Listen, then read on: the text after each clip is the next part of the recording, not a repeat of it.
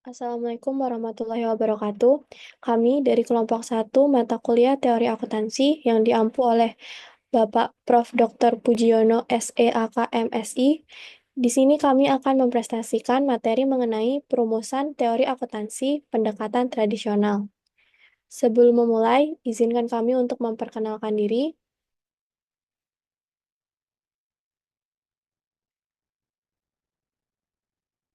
Yang pertama, saya sendiri Siti Kairanena dengan NIM 024, Atika Putri Fatarani dengan NIM 027, Rifka Audia Roida dengan NIM 040, Giovanni Anggasta dengan NIM 042, Diana Guretti Gita dengan NIM 045, dan Valentina Fiorena dengan NIM 054.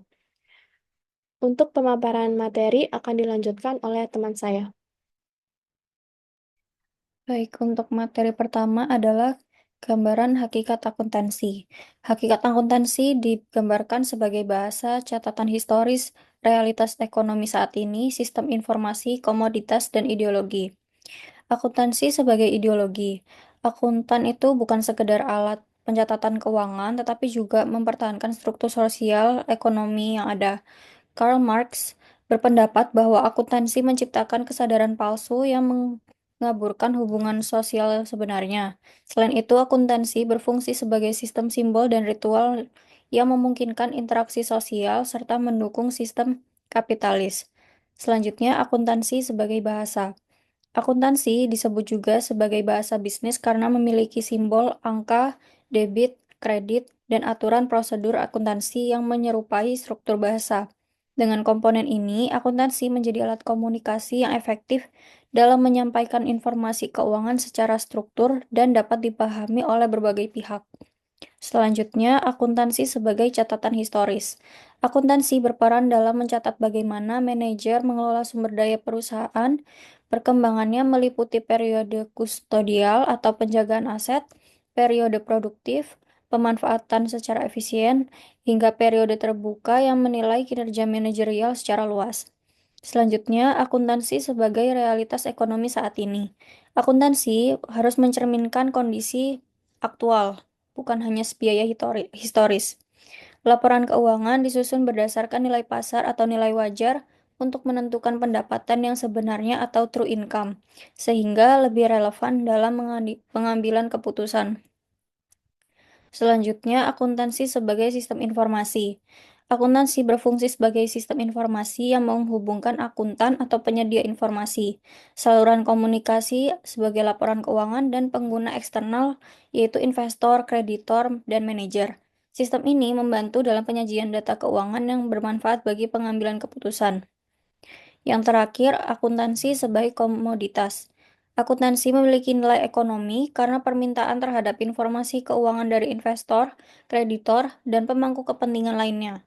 Akuntan profesional memenuhi kebutuhan ini dengan menyediakan informasi akuntansi yang akurat, menjadikannya sebagai komoditas dalam pasar jasa keuangan.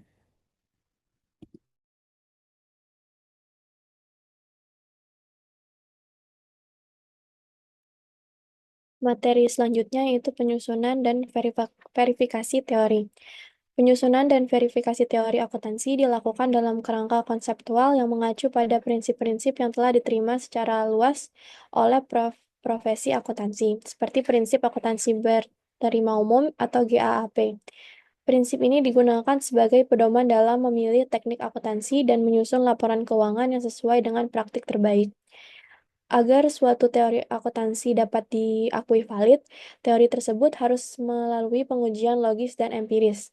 Jika teori bersifat matematis, validitasnya diuji berdasarkan konsistensi logis. Sedangkan teori yang berkaitan dengan fenomena fisik atau sosial harus diuji melalui observasi kejadian nyata. Teori akuntansi yang baik harus mampu menjelaskan dan memprediksi fenomena akuntansi yang terjadi sehingga dapat digunakan sebagai dasar dalam praktik akuntansi yang lebih akurat. Selanjutnya, verifikasi adalah proses menilai validitas suatu teori dengan melihat kesesuaian antara asumsi yang digunakan dengan fakta atau penalaran logis. Dalam teori akuntansi, verifikasi dilakukan untuk memastikan bahwa teori yang digunakan dapat diterima secara rasional dan ilmiah. Jenis verifikasi dalam akuntansi ada 4, yaitu yang pertama teori akuntansi positif, berfokus pada kesesuaian antara teori dan fakta yang ada di lapangan. Verifikasi ini dilakukan melalui observasi dan penelitian empiris menggunakan data yang dapat diuji secara statistik. Lalu, teori akuntansi sistantik. Verifikasi dilakukan melalui penalaran logis, bukan melalui fakta empiris. Teori ini tidak terhubung langsung dengan kenyataan di lapangan, tetapi lebih menekankan pada konsistensi internal teori. Yang ketiga, teori akuntansi semantik, menghubungkan simbol dan konsep akuntansi dengan fakta empiris. Verifikasi ini dilakukan melalui pengamatan langsung terhadap bagaimana teori diterapkan dalam dunia nyata. Yang keempat, teori akuntansi pragmatik, menilai validitas teori berdasarkan dampaknya terhadap penggunaan informasi akuntansi, berfokus pada reaksi pasar atau individu terhadap informasi akuntansi yang diberikan.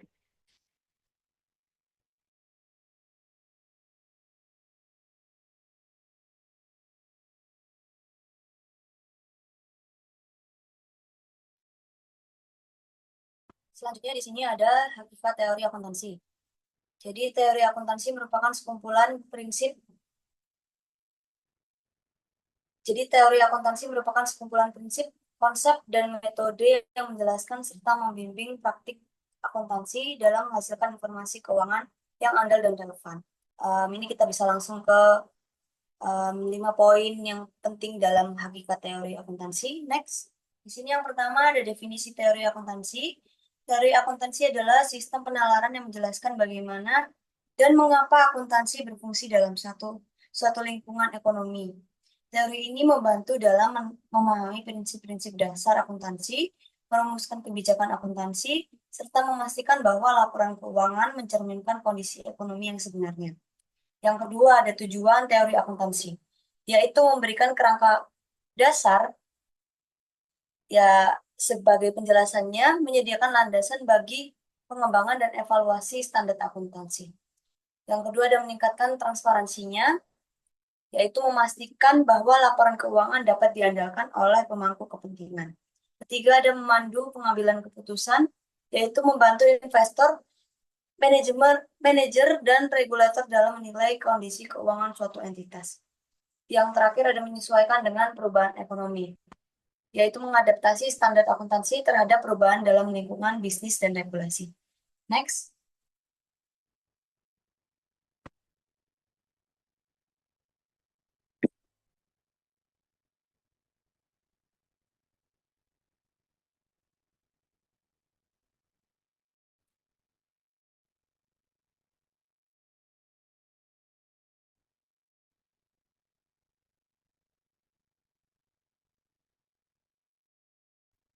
Yang ketiga ada komponen utama teori akuntansi. Dalam komponennya ada konsep dasar akuntansi seperti entitas ekonomi, kesinambungan usaha, dan dasar akrual. Ada juga prinsip akuntansi seperti pengakuan pendapatan, prinsip pengukuran biaya historis, dan prinsip konsistensi. Yang ketiga ada asumsi dasarnya, seperti unit moneter yang stabil dan entitas bisnis yang terpisah. Selanjutnya, dalam hakikat teori akuntansi ada 5 komponen. Ini yang keempat, yaitu pendekatan dalam teori akuntansi. Yang pertama ada pendekatan normatif, yaitu mengusulkan bagaimana akuntansi seharusnya dilakukan berdasarkan prinsip ideal. Kedua, pendekatan positif, mengamati dan menjelaskan praktik akuntansi. Ada pendekatan deduktif, yaitu menyusun teori dari konsep dasar. Lalu yang terakhir ada pendekatan induktif, yaitu mengembangkan teori berdasarkan pengamatan terhadap praktik yang sudah ada. Yang kelima, yaitu perkembangan dan implikasi teori akuntansi. Teori akuntansi terus berkembang seiring dengan perubahan dalam regulasi, teknologi, dan kebutuhan bisnis global. Standar akuntansi seperti GAAP atau Generally Accepted Accounting Principle dan IFRS, International Financial Reporting Standard, adalah hasil dari teori yang terus disempurnakan agar lebih baik dan lebih relevan, serta dapat diterima secara internasional. Selain itu, teori akuntansi juga berperan dalam menghadapi tantangan seperti manipulasi laporan keuangan, transparansi bisnis, dan pelaporan berkelanjutan. Selanjutnya akan dilanjutkan oleh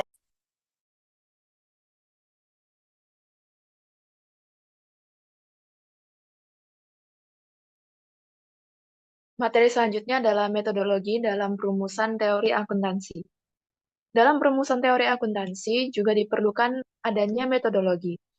Adanya perbedaan dalam menilai riset dan praktik akuntansi mengarah pada penggunaan dua metodologi, yaitu deskriptif dan normatif. Teori deskriptif sendiri berusaha untuk menjustifikasi apa yang terjadi dengan memodifikasikan praktik-praktik akuntansi, sedangkan teori normatif berusaha untuk menjustifikasi apa yang seharusnya terjadi, bukan apa yang terjadi. Dalam dunia akuntansi profesional sendiri, ada kepercayaan bahwa metodologi yang digunakan dalam suatu teori akuntansi secara tradisional adalah adalah usaha untuk menjustifikasi praktik akuntansi yang dianggap berguna. Ini tuh termasuk dalam akuntansi deskriptif. Kemudian pendekatan deskriptif ini dikritik oleh pendukung metode normatif yang berusaha untuk menjustifikasi praktik-praktik akuntansi yang seharusnya digunakan.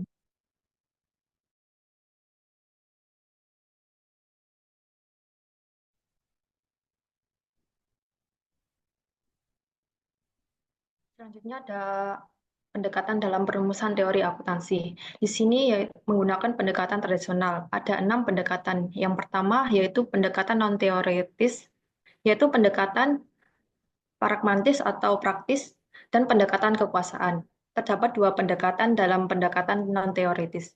Yang pertama yaitu pendekatan pragmatis, yaitu menekankan kesesuaian teori dengan praktik dunia nyata untuk memberikan solusi praktis. Yang kedua yaitu pendekatan kekuasaan, yang digunakan untuk organisasi profesional untuk menetapkan regulasi akuntansi melalui pernyataan resmi.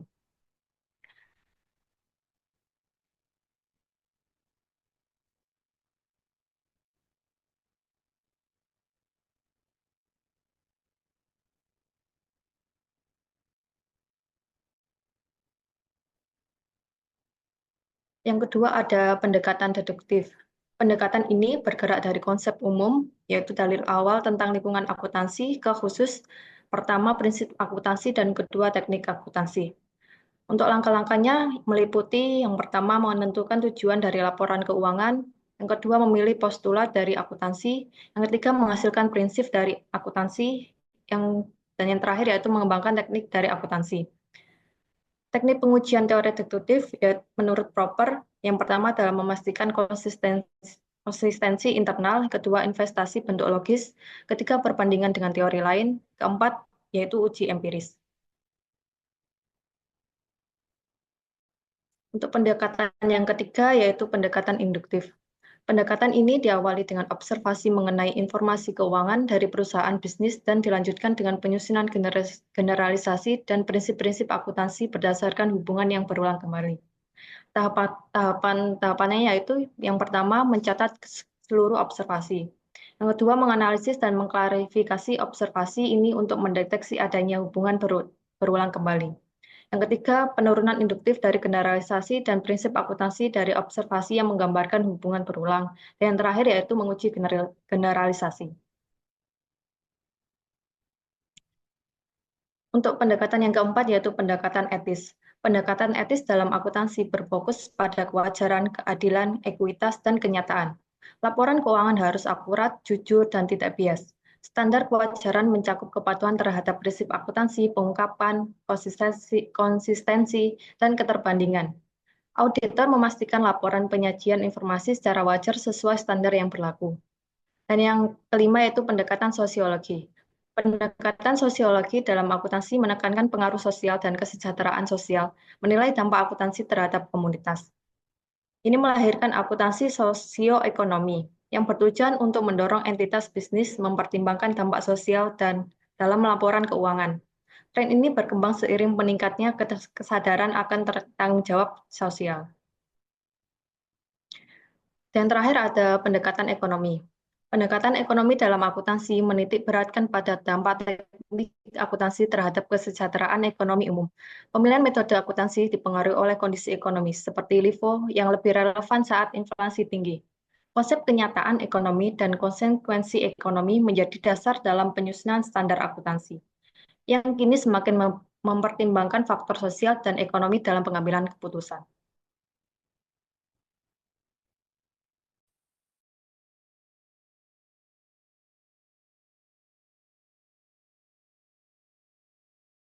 Selanjutnya yaitu pendekatan selektif dalam perumusan teori akuntansi. Secara umum, proses perumusan teori akuntansi serta pengembangan prinsip-prinsipnya tidak hanya mengikuti satu pendekatan tertentu, melainkan mengadopsi kombinasi dari berbagai pendekatan secara selektif. Pendekatan ini muncul sebagai hasil dari upaya berkelanjutan oleh individu, profesional, serta lembaga pemerintah dalam menyempurnakan konsep dan prinsip akuntansi.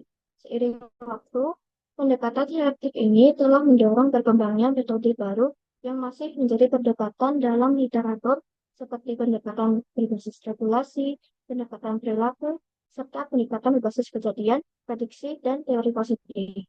Next.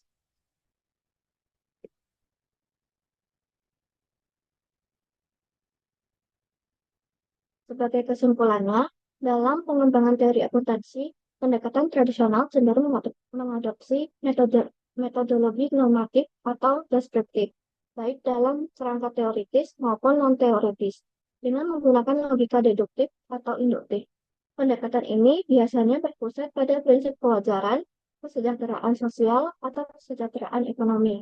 Namun, seiring perkembangan waktu, pendekatan tradisional tersebut perlahan berganti menjadi pendekatan selektif, yang kemudian mulai digeser oleh metode-metode yang lebih mutakhir. Meskipun demikian, hal yang tidak boleh diabaikan adalah bahwa teori akuntansi baru dapat diterima jika telah melalui proses konfirmasi yang memadai.